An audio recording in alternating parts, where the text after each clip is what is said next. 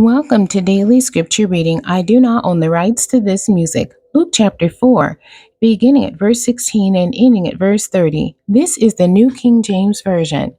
So he came to Nazareth, where he had been brought up, and as his custom was, he went into the synagogue on the Sabbath day and stood up to read. And he was handed the book of the prophet Isaiah.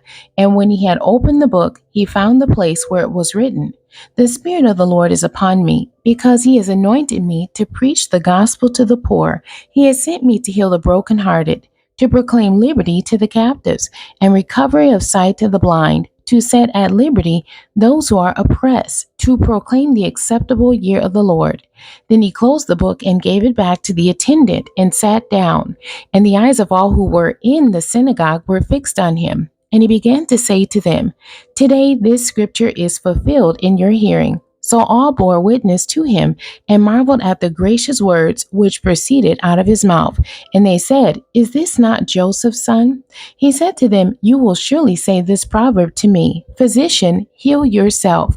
Whatever we have heard done in Capernaum, do also here in your country." Then he said, "Assuredly I say to you, no prophet is accepted in his own country. But I tell you truly, many widows were in Israel in the days of Elijah, when the heaven was shut up 3 years and 6 months, and there was a great famine throughout all the land. But to none of them was Elijah sent, except to Zarephath, in the region of Sidon, to a woman who was a widow.